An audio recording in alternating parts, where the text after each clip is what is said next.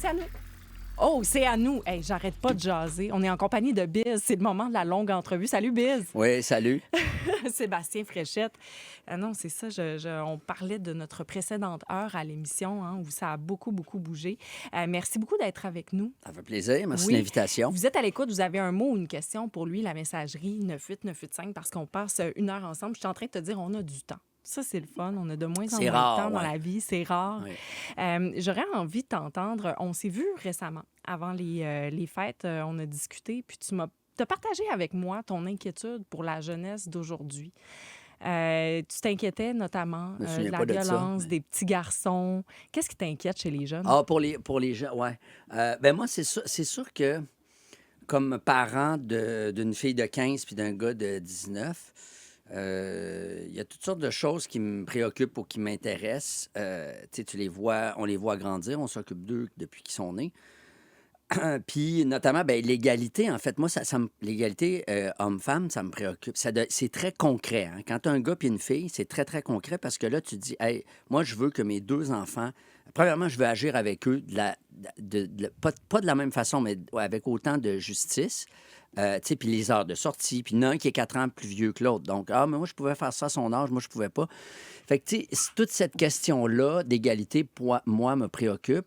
Après ça, pour les garçons, je regarde mon gars, puis tu sais, mettons, tu ouvres la télé, toutes les publicités, les gars, c'est des imbéciles dans les publicités. Ils sont pas capables de faire le lavage, ils sont pas capables de se faire une toast. Fait que là, bon, nos enfants n'écoutent plus la télé, là, mais pour peu qu'ils l'écoutent puis qu'ils soient en contact avec être un gars, c'est être un violeur potentiel, c'est être un mâle toxique, un gars, c'est agressif. Et d'un autre côté, quand on leur dit ça, bien forcément, de l'autre côté, il y a des gens qui vont leur dire ouais, mais là, laissez-vous pas féminiser, puis il faut être un gars, il faut être tough, tout ça. Fait que entre les deux, là, tu sais, on peut plus rien faire à l'école, puis on peut plus glisser sur la butte, puis jouer au roi de la montagne, puis Andrew Tate qui te dit les femmes à la maison, puis les gros bras au gym. Comment on fait pour être un gars, en fait, se constituer comme un jeune garçon? Moi, j'essaie de me replacer dans mes années où Ouais. j'avais cet âge-là, puis c'était pas comme ça. Peut-être on avait d'autres défis, puis on n'en était pas conscient. Puis ce qu'il faut pas oublier aussi, c'est que les enfants ou les jeunes de notre époque, ils sont nés dans leur époque. Donc, eux, tu peux pas leur dire c'était mieux avant. Ils n'ont rien connu d'autre avant. Puis mon grand-père, lui, est allé faire la Deuxième Guerre mondiale comme lieutenant. Pas sûr que moi, j'aurais fait ça. T'sais. Pas sûr que c'était mieux avant tout le temps, tu comprends? Mais quand même, c'est ça. Je suis. Puis pour ma fille, en termes de sécurité, tu sais, les filles, quand ils disent, moi, quand je marche le soir, même à Montréal, je change de trottoir, il faut que je surveille la longueur de mes talons hauts, la profondeur du décolleté. Il y a tout le temps, il y a tout plein d'aspects. Ce que c'est que d'être une fille qu'on ne comprend pas quand on est un gars, jusqu'à temps qu'on élève une fille nous-mêmes. Fait que c'est ça. C'est ça qui me préoccupe, en fait. C'est comment faire pour que un gars et une fille au Québec en ce moment soient la meilleure version d'eux-mêmes, ce qui est totalement cliché, mais quand même, qu'ils puissent être qu'ils puissent avoir le mieux dans la vie. Puis comme parent, ben c'est ça. Je suis un peu écartelé des fois, là. Qu'est-ce qu'on devrait faire? Là, on va parler des gars en particulier. Qu'est-ce Ouais. qu'on devrait faire, à ton avis? Ah, qu'est-ce qu'on devrait faire? Ben, je ne sais pas. Premièrement, accepter, puis reconnaître. Puis ça serait la première étape, qu'il y a des différences entre les gars et les filles. OK, ça peut paraître un truisme de le dire, totalement évident. Mais il y a encore des gens qui disent que les gars et les filles, c'est des constructions sociales. T'sais, moi, je suis pas Oui, convaincu les petites de ça. filles sont des filles, aiment le rose parce qu'on leur a donné des jouets roses puis des Barbies, puis les gars, les camions parce qu'on leur a donné des camions. Ouais. Toi, ça, tu dis non, non, non. Ben, non. c'est-à-dire- Un gars, naturellement. Mais moi il y a là, des mettons, traits. une fille qui va être pompier, là, j'ai pas de problème avec une fille qui va être pompier. Pourquoi il y a plus de gars pompiers? Parce qu'il faut passer des tests physiques. Moi, personnellement, comme gars, j'échouerais ces tests-là. Je suis pas assez fort. Alors, puis quand tu te fais tirer d'un feu, que ce soit un gars ou une fille, tu veux te faire tirer du feu. T'sais. Là, présentement, les tests pour les pompières sont moins sévères que les pompiers. Ça marche pas. Pour moi, ça marche pas. Es-tu capable de faire la job? Même chose en garderie. Un gars, es-tu capable de faire la job comme éducateur en garderie ou il n'est pas capable? Tu sais? Mais des fois, il y a quelque chose d'intéressant dans la diversité au sein d'un même emploi. Mais Par bien exemple, sûr. la fille est peut-être pas capable d'avoir les mêmes Oui. capacités physiques que l'homme, parce que j'ai visité une caserne à Montréal, puis c'était un des thèmes abordés, puis il y avait une pompière, puis il y avait les gars, puis on avait eu la discussion. Elle, il y a un contact différent Mais peut-être plus avec habile les avec les victimes. sinistrés. Oui, Puis, c'est ouais, ça. c'est Puis c'est ça. comme ça se Puis, complémente. moi, Mais je suis effectivement, c'est pas 100%, je exactement suis la même chose. 100% d'accord qu'une fille qui veut travailler sur un chantier, elle a le droit de le faire sans se faire écœurer parce que c'est une fille. 100% d'accord. Cependant, je pense pas qu'il faille baisser les exigences ou modifier les exigences. Puis en général, je l'ai constaté, mettons, mon gars, là, il y avait 3 mois, je le promenais en poussette, il était fasciné par les moteurs. Toutes les déneigeuses, là, on arrêtait puis on regardait les petites chenilles puis tout ça, le balai du déneigement, là, que moi-même me fascine encore puis m'intéresse beaucoup. Ma fille, j'ai dit, ben, je vais l'exposer à ça parce que je veux l'élever comme mon gars. Elle s'en calissait complètement. Elle voulait jouer avec ses poupées, ses affaires. Fait que je vais pas y mettre du bleu puis des camions d'en face sous prétexte que je veux que ça soit comme un gars. L'idée, c'est de dire qui sont les individus que j'ai devant moi, puis si c'est ça qui les intéresse, je vais nourrir l'intérêt. Mon gars, j'ai passé mes samedis dans les arénas à le coacher au hockey. J'aurais aimé faire la même chose avec ma fille. Elle préférait le patinage artistique. Ben, je suis quand même allé à l'aréna avec ma fille parce que c'est ça qui l'intéressait. C'est intéressant que tu ailles sur ce chemin-là en réponse à ma question, pourquoi on en est là Ouais, aujourd'hui. mais donc, mais quand Que tu les jeunes disais... sont pas bien, c'est que c'est trop flou la manière dont on les considère, Ben, les enfants je aujourd'hui. sais pas, mais juste accepter d'être qui sont. Si les petits gars, ils veulent se tirailler dans le cours d'école, on peut l'encadrer et tout, mais pourquoi il n'y aurait pas le droit? Moi, quand j'ai fait de la suppléance en garderie il y a longtemps parce que ma mère est prof en technique des gardes et éducatrice en garderie. Excuse-moi, Biz, Dans une Sébastien garderie. Fréchette dans Ouais, une garderie. avec des chandails de Metallica puis les cheveux jusqu'aux fesses. Ça, faut le dire aussi. Mais moi, là, Ouais. quand j'étais dans la cour d'école avec les petits de 3, 4, 5 ans, là, ben moi, on jouait au hockey. Je sortais les bâtons, puis on jouait. Les bâtons, il se faisait 10 ans qu'ils n'avaient pas été sortis. Ben moi, j'aime ça, le hockey. Puis j'acceptais les filles, évidemment. Puis les filles jouaient au hockey. Moi, je prenais les enfants sur mes épaules, je faisais le cheval avec les gars et avec les filles. Les éducatrices, ils ne faisaient pas ça. Ils faisaient d'autres choses. Mais moi, c'était mon style. Puis les filles, autant que les gars, aimaient ça, avoir quelqu'un de plus physique avec eux. Donc, c'est pas de dire, moi, je vais jouer au hockey avec les gars, puis les petites filles, elles jouent au ballon poire. C'est de dire, si tu as envie de faire l'activité, être disponible, puis les filles, certaines se découvraient des aptitudes physiques et tout. Ça, moi, c'est à ça que je crois. Donc, qu'est-ce que tu disais, qu'est-ce qu'on peut faire? Reconnaître qu'il y a des différences entre les gars et les filles, mais que si une fille a des intérêts plus masculins ou un gars des intérêts plus féminins, on a le droit d'être poreux. Si un gars veut jouer à l'élastique dans une cour d'école, il a le droit de le faire sans se faire écœurer. À partir de là, moi, j'ai vu, par exemple, quand on les fait lire, les jeunes ne lisent pas, on le dit tout le temps, ils sont sur leurs écrans. Les gars ne lisent pas. Moi, je vais dans les écoles depuis 25 ans, Oui. et des écoles secondaires. Les gars ne lisent pas. Bon, en même temps, je le fais souvent lever la main ceux qui aiment la musique, lever la main ceux qui aiment lire, lever la main ceux qui aiment écrire. Bon, les gars lisent pas, OK? Mais je leur dis, ouais, mais tu sais, quand tu fais un pool de hockey, tu vas dans un magazine pour avoir les stats de McDavid, c'est de la lecture, ça. Quand tu lis le guide de l'auto, c'est de la lecture. Donc, moi, je pense que la lecture n'a pas à être moralisée. Il n'y a pas de bonne lecture et de mauvaise lecture. Si tu commences par le guide de l'auto, tu vas peut-être arriver à... Tu sais, ou mettons, un magazine de hockey, peut-être Brandon Prost va mener à Marcel Proust. Tu sais, une lecture peut amener à une autre lecture, à une autre lecture. Ce qu'il ne faut pas, c'est dévaloriser la lecture. Puis, C'est ce qu'on fait un peu, à ton avis, Ben, c'est-à-dire qu'on lève le nez. Donc, c'est pas ça que tu dois lire, c'est ça. Ben, c'est aussi... Mon gars, un moment donné, il m'a dit en secondaire 4, il dit, hey, ça se peut-tu, moi, que je lise un livre sur un gars qui joue au hockey et qui a une blonde? Ça soit ça le sujet du livre, tu sais. Puis c'est pas ça qu'on leur donne à lire. On leur fait lire des trucs pour des livres idéologiques, tu sais, c'est-à-dire on veut formater une idéologie. Avant de faire ça, il faut transmettre le goût de la lecture. Pour transmettre le goût de la lecture, c'est dire à tous ceux, hommes, gars et filles devant soi, c'est quoi tes intérêts, toi? Ben il y a un livre qui a été écrit là-dessus. Puis c'est ça qu'il faut faire. D'abord, transmettre le goût de la lecture. Ensuite, si on veut dire, on va faire lire un livre sur la réalité dans une réserve autochtone au Québec, c'est super, puis je suis 100% d'accord avec ça. Mais il faut d'abord que la personne ait eu envie de lire pour ensuite accéder à d'autres sortes de lectures. Puis ça, tu l'appliques majoritairement, notamment aux garçons que tu vois dans tes tournées dans les écoles. Ben, C'est-à-dire qu'on ne s'adapte pas nécessairement à leur manière d'apprendre. moi, je pense que ça prendrait... Moi, si j'étais ministre de l'Éducation, il y aurait 1 heure d'éducation physique le matin et 1 heure l'après-midi. Tout le temps. Puis après l'éduc, tu mets les matières les plus difficiles.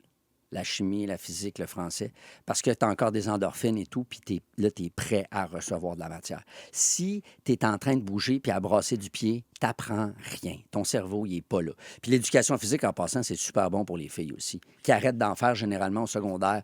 Là, c'est tout à cause des culottes courtes puis la perception du corps et tout ça, là. Attends, Mais dans quel sens tu dis qu'ils arrêtent d'en faire au ben, secondaire à cause de ça? en général, ouais, en général, il y a beaucoup de filles qui se désintéressent de l'activité physique, notamment à cause que quand on est en éducation physique, on n'a pas un saut de skidoo. Le fait qu'ils soient en culotte courte, ils comparent leur corps entre elles, puis ça les embête, puis ça les freine, certaines en tout cas. OK. Ce qui est une très mauvaise chose aussi. Là. On devrait pouvoir faire de l'activité physique, peu importe le corps qu'on a. Il y a toutes sortes... Mais tout ça pour dire que l'activité physique, notamment, c'est bon pour les gars, puis c'est bon pour les filles. Mais moi, je pense encore que l'école n'est pas faite pour les gars, puis que les gars décrochent plus et qu'on devrait recentrer l'école autour des besoins particuliers des garçons, notamment l'activité physique, les goûts des garçons aussi. Qu'est-ce qu'ils aiment entendre, qu'est-ce qu'ils aiment faire. Arrêter de dévaloriser les objets d'intérêt des garçons. Moi, je pense que ça sera un début, là. Hey, tu prends rentrer dans la gang de Ricardo puis Pierre Lavoie. Mais, Non, mais c'est vrai, je mais tu sais, t'entends. au-delà de j'ai des grandes idées, puis écoutez-moi tout le monde, j'essaie juste de l'appliquer avec mes propres enfants. Veux-tu, je vais te lire un peu de messagerie parce que nos auditeurs, je te dis, ça vient les chercher et ça rejoint positivement ce que tu exposes là. Je te dirais, la plupart des gens qui réagissent, tellement d'accord avec lui. Un autre, enfin, une vraie analyse de la situation. On veut tolérer les différences, mais on refuse de les considérer par peur de sembler rétrograde. Ben oui. On a poussé peut-être un petit peu trop loin. Un autre qui dit, bravo, Biz, il faut appeler un chat un chat. Oui, un autre bise en plein dessus, je te dis, c'est comme ça n'arrête pas. Wow, quelle personne intelligente ce matin. Ça fait changement du discours habituel. Il m'envoie sur une belle voie, cet auditeur. C'est vrai que tu dis des choses qui peuvent faire réagir pas mal, Biz. Tu vas pas dans le sens de ce que tout le monde devrait dire pour éviter. C'est important. Est-ce que ça manque aujourd'hui, à ton avis? Non, moi, je pense pas. Diversité de points de vue, puis oser dire les choses, pas avoir peur. Moi, je pense pas que c'est ça qui manque le plus. Je pense que ce qui manque, il y a beaucoup de gens qui donnent leur avis sur les réseaux, un peu partout, du bon, du mauvais. Moi, je pense que ce qui manque le plus, en général, c'est le recul, l'analyse, la synthèse, puis la nuance. Puis ça, puis nous, là, on est dans les médias. Moi, j'ai 2 chroniques par semaine ici à la station, puis je le vois, c'est quoi être dans une émission quotidienne, là. Il faut réagir à la nouvelle, réagir, être les premiers, tout ça. Puis ça, souvent, ça ne donne pas le temps d'avoir du recul puis d'analyser. Moi, dans ma position de grand sage, entre guillemets, puis je ris quand je dis ça parce que c'est pas du tout vrai, mais moi, là, mon métier, là, maintenant, depuis 15 ans environ, c'est de réfléchir. Moi, j'ai le temps de faire ça. J'ai le temps de voir des documentaires, d'aller au musée, d'aller voir des films, de réfléchir. Pour mes chroniques, peut-être partir d'un point de vue de quelque chose qui s'est passé dans l'actualité, mais d'y ajouter une dimension historique. Quand tu as une dimension historique, ça permet aussi de relativiser beaucoup Des certaines repères. choses. Ouais. Des Quand on dit repères. « Ah, c'est violent, on est violent maintenant ». Oui, mais avant, là, savais-tu que dans les élections au Québec, là, fin 1800, là, on votait à main levée, il y avait des gars avec des battes de baseball, puis il y avait des morts dans les élections au Québec. Là. Je pense pas que j'ai vu ça dans un bureau d'élection récemment. Là. Fait que, tu sais, quand tu as une perspective historique, ça permet justement le recul puis de relativiser les trucs. Après ça, tu sais, avant de venir ici, là, j'étais en train de travailler sur le manuscrit de mon 10e roman. Okay? J'étais en train de finir un roman. C'est toujours un beau moment quand l'histoire est terminée. Le livre n'est pas fini, mais toute l'histoire est tracée. Après ça, il faut épaissir, ajouter des descriptions, des nuances, faire des liens. Mais là, je sais que je lis l'histoire, qu'elle existe, les personnages y vivent et tout. Puis ça c'est un beau moment. Mais ça, moi, je fais ça depuis 15 ans, puis ça me permet, dans ce roman-là, de mettre plein de trucs qui m'intéressent, plein d'éléments sociaux, de réflexion, tout ça. Donc, il y a un écrivain qui avait déjà dit, je ne me rappelle plus son nom, il dit, moi, je ne dérange pas mes lecteurs pour rien. C'est-à-dire que moi, mettons, je fais un roman, là, c'est pas un tweet que j'ai De la fait. recherche, c'est réfléchi. J'ai de la recherche, j'ai parlé à du monde, c'est réfléchi. Fait que, Puis puis c'est là, pour ça qu'on t'invite à commenter, parce que justement, c'est pas Hey, tu penses quoi de telle ouais, affaire? ben justement, mais ça, là, je l'ai fait. Au début de Locolocast, moi, j'étais partout. Hein. Représentais le jeune avec des opinions. Puis à un moment donné, je me suis vu à 2 postes de télé en même temps. J'ai eu une indigestion de moi-même. J'ai dit, là, ça suffit. Là. J'ai rien. C'est pas vrai que j'ai quelque chose à dire sur la situation des nains autochtones, unijambistes, albinos à Coudjouac. C'est pas vrai, OK? Il y a peut-être d'autres spécialistes, là, mais pas moi. Fait que des fois, ta gueule. Des fois, ferme ta gueule, OK? Ferme ta gueule, pas dans le sens de ta gueule, t'es pas gentil. Ferme ta gueule parce que t'as rien à dire. Puis avant de dire quelque chose, réfléchis. Donc moi, si je prends un an et demi pour écrire un roman qui se passe dans le milieu carcéral, bien, j'ai réfléchi à ce que c'est être en prison. Je suis allé visiter des prisonniers. J'ai parlé à des agents de libération conditionnelle. Puis ce que je vais présenter, c'est l'état d'une réflexion. Pas à chaud, je réagis. La voix que vous entendez, c'est celle de Biz. Son nom, c'est Sébastien Fréchette. On passe 1 heure avec lui. Je te dis, ça fait l'unanimité, tout ce que tu exposes là. Un auditeur qui dit sort de ma tête, Biz, on dirait que c'est moi qui parle. Puis beaucoup qui mentionnent Biz for President. Ouais, c'est ça. Écoute, on m'a encore proposé d'être candidat Quoi? à toutes les élections. J'ai des propositions d'être candidat. Ouais, pas surprenant. On s'arrête un court instant pour une pause. Au retour, peut-être que tu nous donneras un scoop Peut-être. par rapport à ça. Vous avez un mot, une question pour notre invité de la semaine, messagerie 98985. À tout de suite. Et cette semaine, c'est avec Sébastien Fréchette, qu'on connaît sous le nom de Biz. Si vous avez un mot, une question pour lui, messagerie 98985. On t'appelle comment, Sébastien, dans la vie? Biz, Sébastien? Ma mère et l'impôt m'appellent Sébastien. Alors, à partir d'aujourd'hui, je peux arrêter de dire... À À partir de maintenant, je peux arrêter de dire À moins que tu Sébastien. travailles pour le ministère du Revenu. Non, mais moi, je suis comme devant, tu sais, comme Sébastien. Tu t'appelais pas Biz à partir, tu sais, avant un Non. certain âge. Non, ça date... Mais c'est un surnom que j'avais à Québec, au cégep, puis ça me suit depuis tout le temps, puis je me retourne même plus quand j'entends Sébastien dans la rue, parce que c'est un nom... c'est un nom... En fait, c'est surtout Seb, là, qui est réservé au cercle très intime de la famille, en fait, qui m'a connu avant Biz. Mais tous ceux qui m'ont connu après, ils m'appellent Biz. Monsieur Landry, il m'appelait Biz. Là, c'est rendu, dans les écoles, c'est rendu Monsieur Biz, puis on vous voit, mais c'est comme ça que je m'appelle. C'est comme Garou, Madonna, Sting, Mouf. On les appelle comme ça parce qu'on connaît même pas leur vrai nom. Puis à la limite, c'est pas très important, le vrai prénom. Là. Mais ça te fait quoi quand t'entends Sébastien, quand je te dis Sébastien? J'ai l'impression que tu parles à quelqu'un derrière moi ou quelqu'un au plus jeune moi. OK. Sébastien, c'est au primaire puis au secondaire. Il était comment, Sébastien, au primaire, au Le secondaire? le petit Sébastien. Ouais. Moi, j'ai eu une enfance extraordinaire avec un frère plus jeune d'1 an qui a été mon premier ami avec qui on faisait plein de trucs. J'ai 2 parents qui sont dans l'éducation. Mon père est prof de français au cégep, ma mère est en technique de garde. Plein de livres, plein de culture. On allait passer l'été dans une maison de campagne. On avait une ferme, un jardin. Donc, j'étais en contact aussi avec le travail agricole. J'ai beaucoup de respect, moi, même comme intellectuel qui travaille avec ma tête, j'ai beaucoup de respect pour les métiers manuels. Les gars qui ramassent les vidanges, les agriculteurs, les gars qui passent le balai le soir, les préposés aux bénéficiaires dans les hôpitaux, les infirmières, les gens qui travaillent, eux qui font en sorte que la société ne s'écroule pas. Tu sais, si tu veux savoir si un métier est important, là, arrête de le faire pendant 2 semaines. Pas de musique pendant 2 semaines, on peut vivre.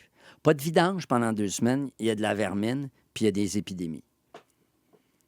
Mais c'est gros quand même ce que tu viens de dire. Ouais. Tu sais, pas de musique pendant 2 semaines, on peut survivre. Oui, puis je dis ça parce que moi, j'en fais. Puis je relativise l'importance de mon métier. Pendant la pandémie, on a bien vu que c'était important, Oui, ben la lecture. c'est à ça dont je pense. dis pas que c'est pas important. Mais c'est pas Je suis pareil. pas dans une logique de les hosties d'artistes subventionnés, fermez vos gueules, on écoute du Metallica.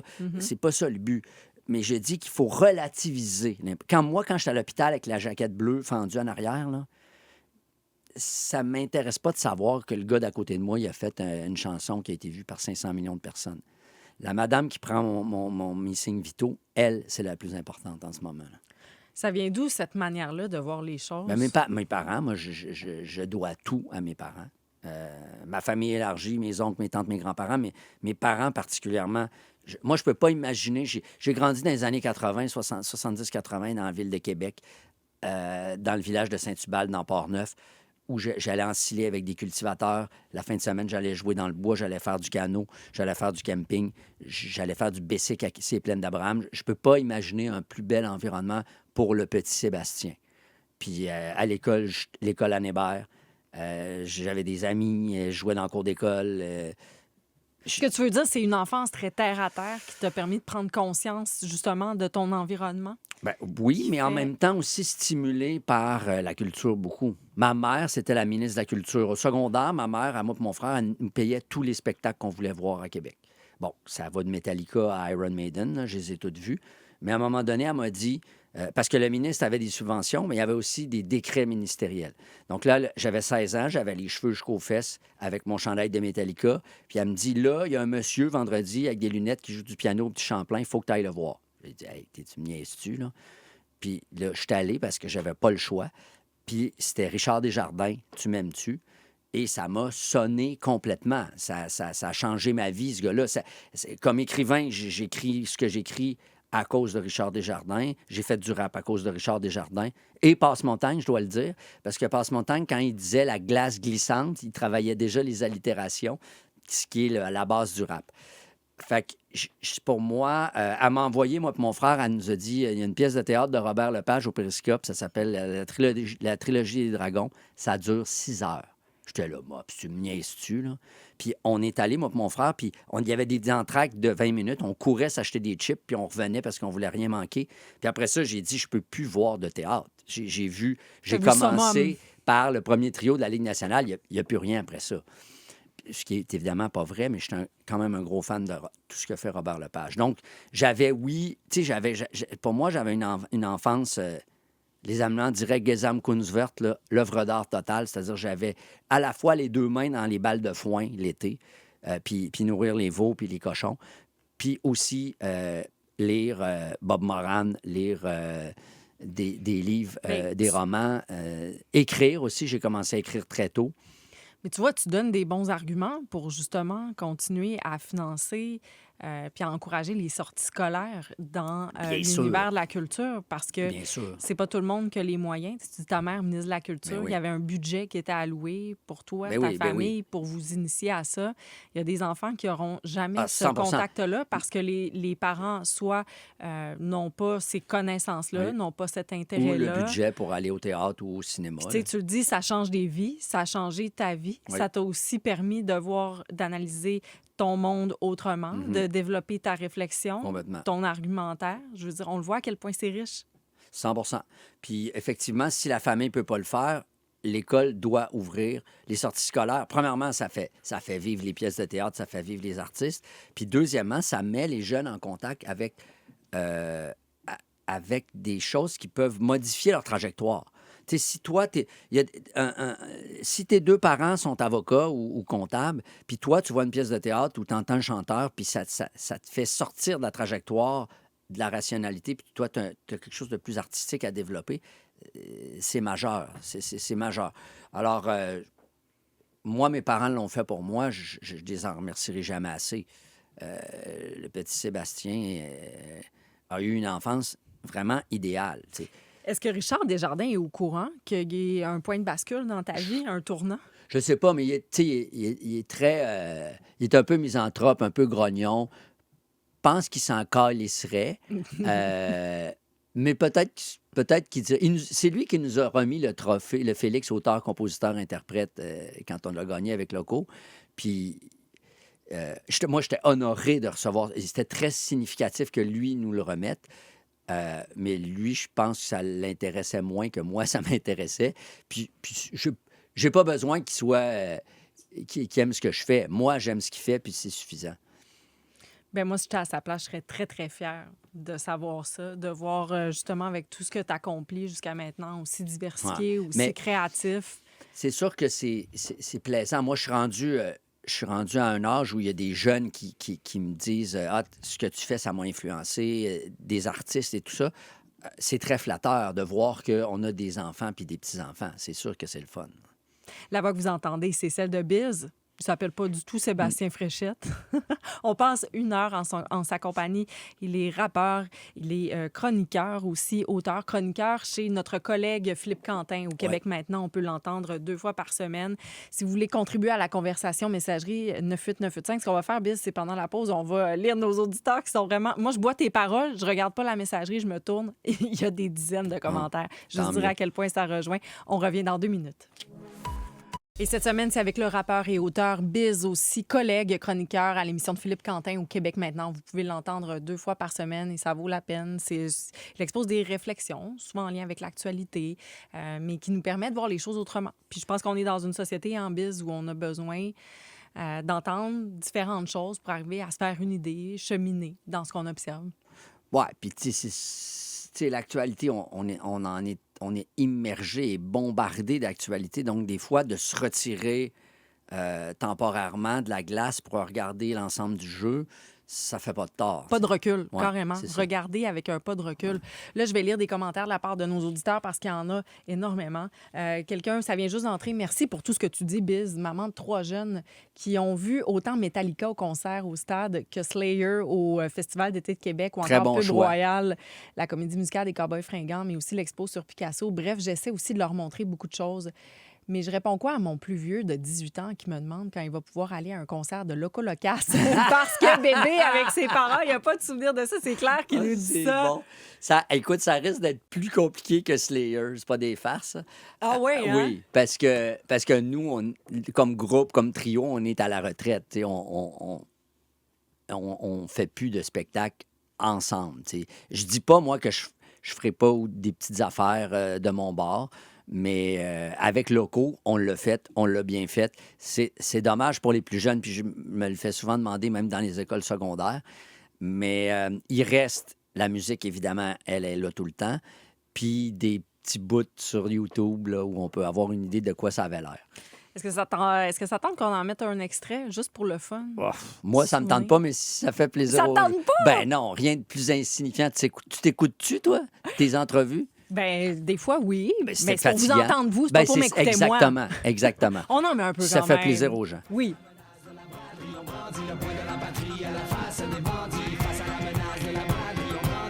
Libérez-nous des libéraux! Libérez-nous des libéraux! Libérez-nous des libéraux! Libérez-nous des libéraux! Libérez-nous des libéraux!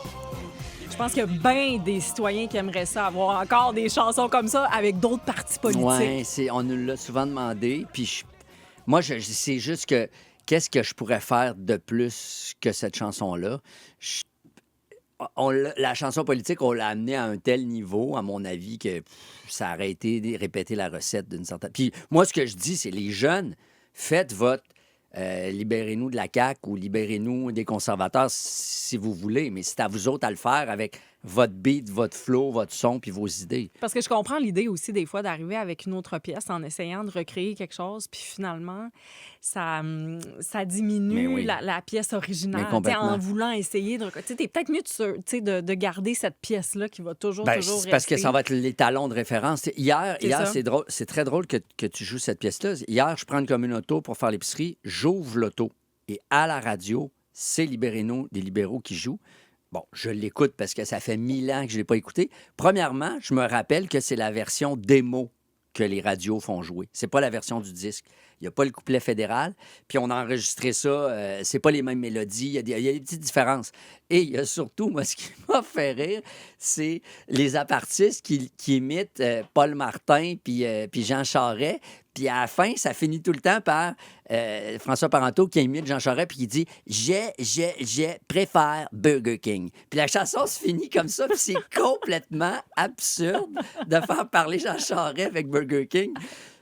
Puis ça m'a fait rire, puis ça m'a rappelé que on avait une... Tu sais, loco, ça veut dire fou en espagnol, parce qu'il y avait de l'humour aussi dans notre patente. Et dans Cowboy fringant aussi, il y avait de l'humour, même s'il était capable de traiter de sujets plus sérieux, plus politiques, plus sociaux. Puis moi, je pense que c'est ça qui fait que ton affaire, ça peut marcher longtemps. Si tu te prends trop au sérieux, puis tu dis tout le temps maudit gouvernement, le point dans les airs, ça va marcher un temps avec certaines personnes, mais quand tu mets de l'humour, je trouve que tu peux ratisser plus large un peu. Oui, puis ça allège un peu. Tu sais, le Oui. message passe quand même, mais ça allège. Oui. Dans le contexte de mes entrevues, je discute toujours avec quelqu'un qui gravite dans votre univers, votre entourage. L'idée, c'est d'avoir une autre perspective. Donc, j'ai demandé à cette personne de partager avec nous une de tes grandes qualités. Une créativité dans tous les domaines. On s'ennuie jamais, jamais, jamais avec Biz. La plus insignifiante tâche quotidienne va devenir drôle. Puis la deuxième, c'est l'humour aussi, là, je dirais. Là. Puis c'est vraiment là-dessus que nous, on a cliqué. Là.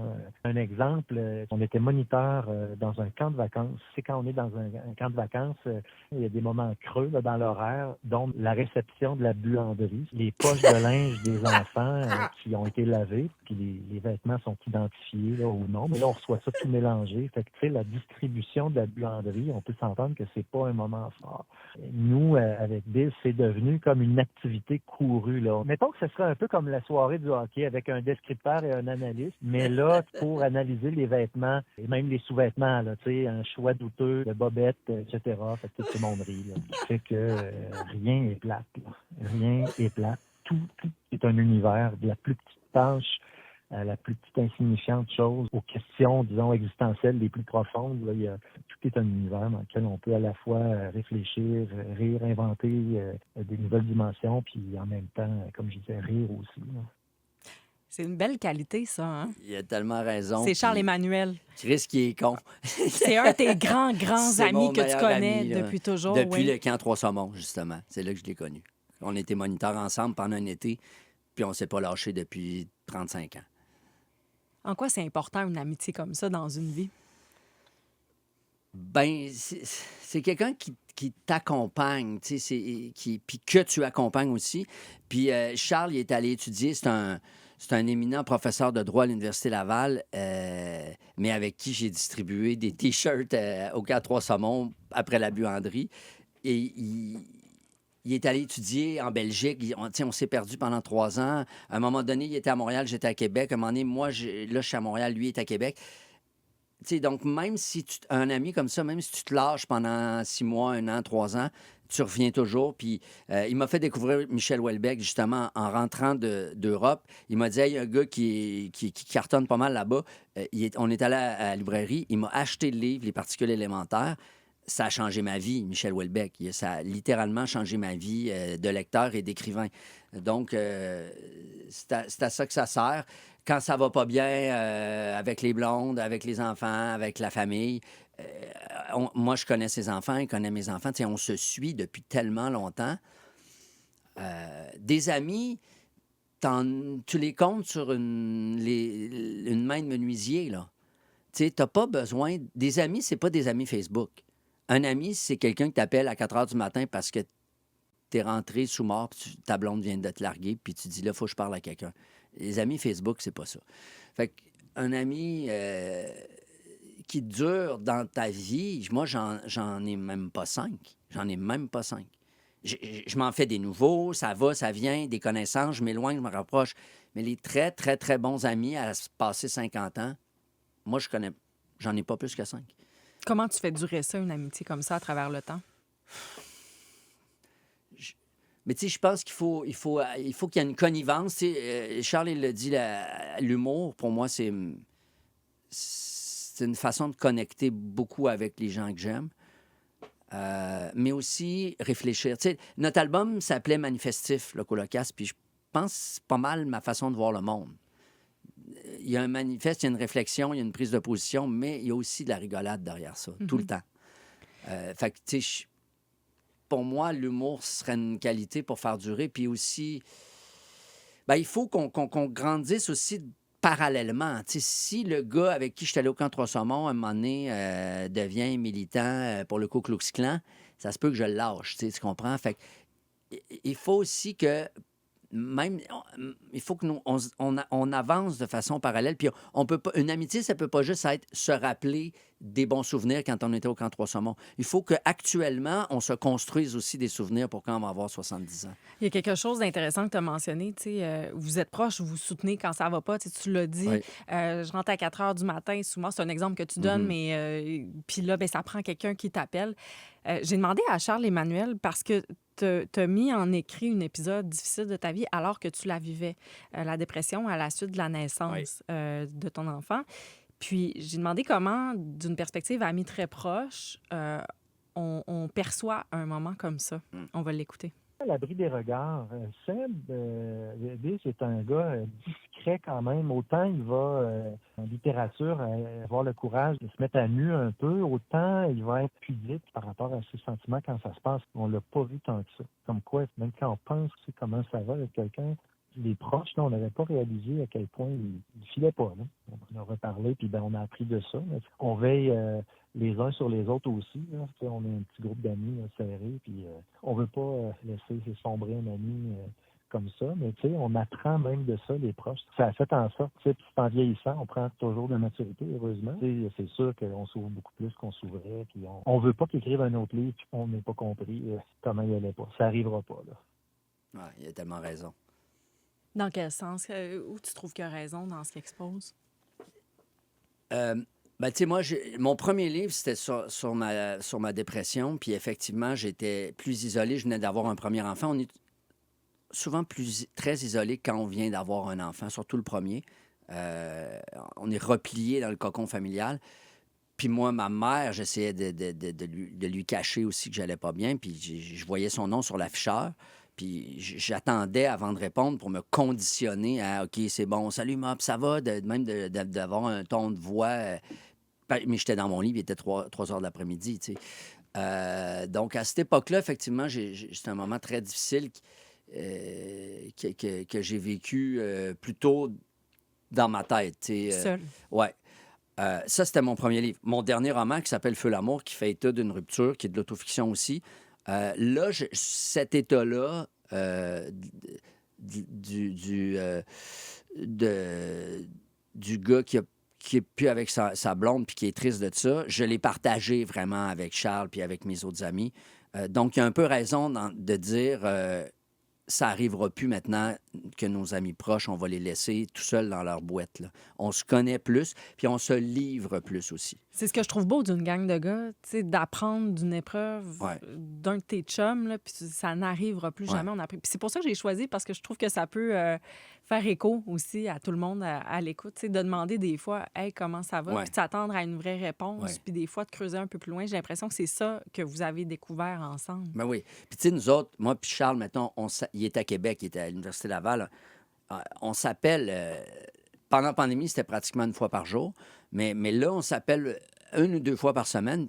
On a nos écouteurs, puis on fait à souper en même temps. Puis on se parle. T'es rendu où? Ça va comment la job? Les enfants? Comment ça va avec ta blonde? Nan, nan. Puis on se garde, on garde le contact comme ça. Ce que les filles ont plus tendance à faire, faut bien le dire.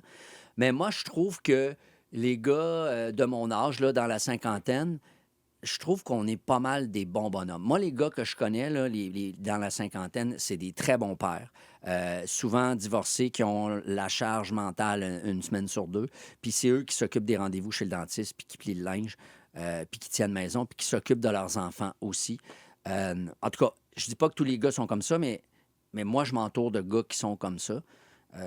Puis même que moi, je juge une personne comme... montre-moi quel parent tu es. Puis dans mon cercle, il n'y a pas de mauvais parents. Dans mon cercle rapproché, là, ça révèle quelque chose, le don de soi, la générosité, l'humour, encore une fois, avec des ados du second degré, ça en prend. Pour moi, c'est un révélateur. Comment tu élèves tes enfants, avec quelles valeurs? C'est un révélateur à savoir si moi, je partage tes valeurs puis si on est compatible. Biz, on s'arrête un court instant pour une pause. Le temps file, mais je vais lire un commentaire d'une auditrice ou auditeur, je ne sais pas c'est qui, mais quelle personne intéressante. Je m'assoirais avec lui avec un verre de vin pour l'écouter. Peut-être que je n'aurais pas assez d'un verre. Je confirme, moi, j'aurais passé la journée La bouteille. à t'interviewer. La bouteille, c'est ça. On revient dans 2 minutes si vous voulez réagir à notre conversation messagerie 98985. On est en longue entrevue avec Biz.